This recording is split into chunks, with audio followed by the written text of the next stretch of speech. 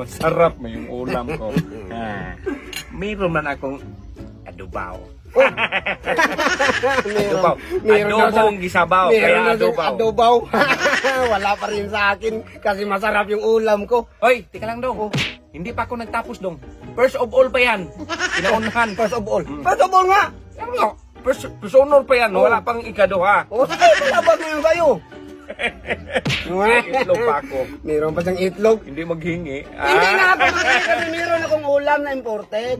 Yang sa'yo, wala yan sa akin ngayon. Imported? Eh, ang mukha mo, mukhang engkanto. Imported ka pa? Ano mukhang engkanto? Kahit na mukhang engkanto, basta ang ulam ko imported. Ganon, masarap. Galing sa ibang bansa. Galing ibang bansa dong? Oo. Paano ka magpunta ng ibang bansa? Sa merkado nga lang maglakad ka nga. Hoy, galing yun sa ibang bansa, pinadala. Oh! Mukha mong yan, padalahan ng galing ibang bansa. Kahit ganito lang ang mukha ko, pinadalhan eh. Magsilbi no, ano kayong imported? Hindi pa ako tapos. Meron pa siyang beans.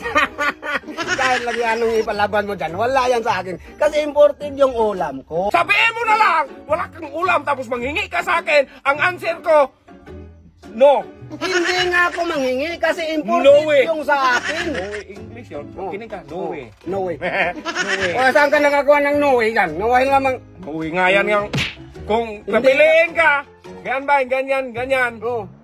No of the above. Hindi magtikim ka kay kahapon suya ka sa akin, hindi ka nagbigay. Hindi nga ako nagbigay kasi masarap yung ulam ko. Ngayon, masarap naman yung ngayon.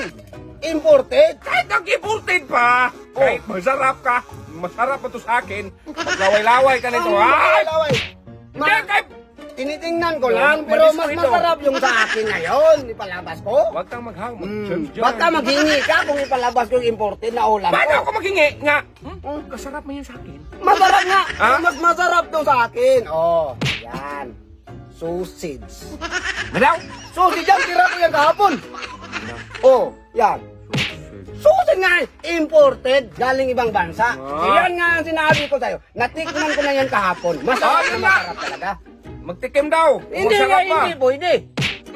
Paano kung malaman kung imported yan, hindi ka magtikim? Natikman ko na nga eh. Baka magtikim. Eh marami naman sa'yo. Sabi mo, masarap yan sa'yo. Imported para makatikim ako na imported.